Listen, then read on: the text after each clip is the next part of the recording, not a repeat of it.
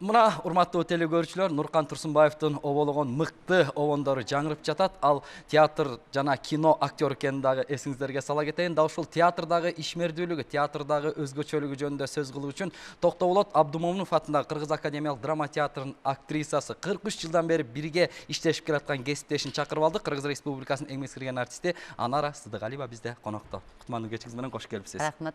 Анда ошо өзүңүзгө маалым болгондой, анда маекти сөздү ушу театрдагы ишмердүүлүк, театрдагы өзгөчөлүк, актердук чеберчилиги жөнүндө сөз кылып берсеңиз. Бул кыргыз элине сиңирген эмгектерин айтсам, мурунку кезде менин эсимде Даниярды эң биринчи менден мурда Кар ханшасы деген дипломдук спектаклинде жомокчун ойноп келген экен.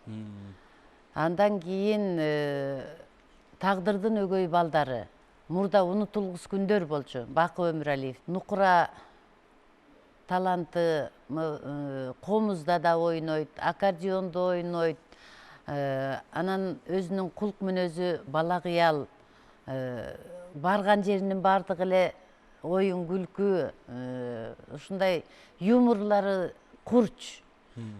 Эки киши урушуп кетсе дагы ушуну эстейм, эки киши урушуп атса, бир-эки сөз айтып эле күлдүрүп койчу.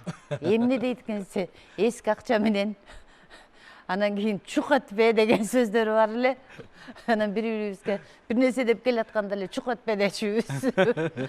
Борбордук театр деп коелу ушу Абдумомунов атындагы академиялык драма театр 6 айлап, жарым жылдап гастролго чыкты. Ошол убакта аймактарды кыдырганда Нуркан аганы бир эл кетирбей кечке суранса керек. Баягы спектакль оюндан кийин сөзсүз концерт берчү элеңер да. Спектакльден кийин концерт сөзсүз берилчү.